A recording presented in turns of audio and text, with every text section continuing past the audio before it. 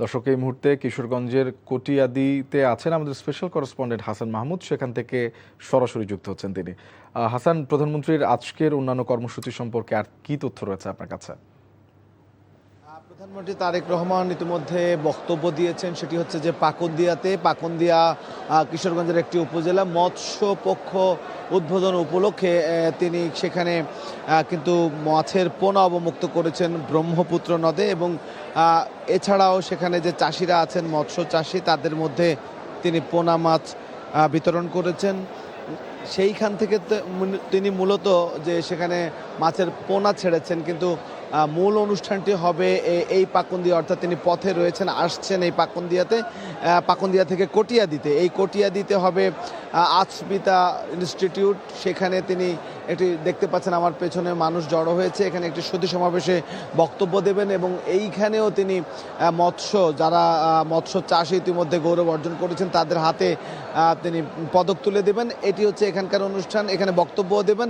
এরপরে তিনি আসলে চলে যাবেন হচ্ছে কিশোরগঞ্জ শহরে সেখানে শোলাকিয়া ঈদগাহ ময়দান, যে সবচেয়ে বড় ময়দান, সেখানে শোলাকিয়া ঈদগাহ ময়দানে বড় ধরনের যে সরকারি কাজ সেই সরকারি কাজের উদ্বোধন করবেন এবং সেখানে পরিদর্শন করবেন, এবং ছাত্র দলের উদ্যোগে সেখানে গাছের চারা রোপণ করবেন।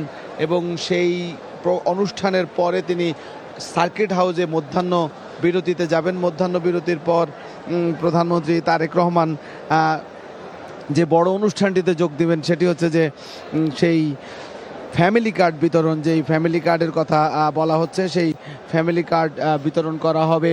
এবং ফ্যামিলি কার্ডের দ্বিতীয় পর্যায়ে, কারণ ফ্যামিলি কার্ড ইতিমধ্যে বিতরণ করা হয়েছে, সেই ফ্যামিলি কার্ডের দ্বিতীয় পর্যায়ে উদ্বোধন করবেন। পাশাপাশি যেটা বলছিলাম যে শিক্ষার্থীদের মাঝে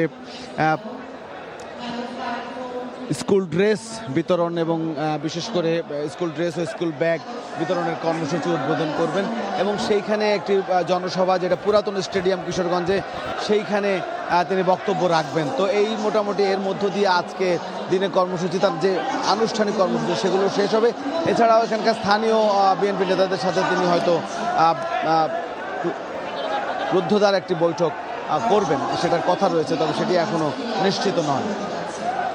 দর্শক, কিশোরগঞ্জ থেকে জানছিলাম প্রধানমন্ত্রীর আজকের কর্মসূচির খবর।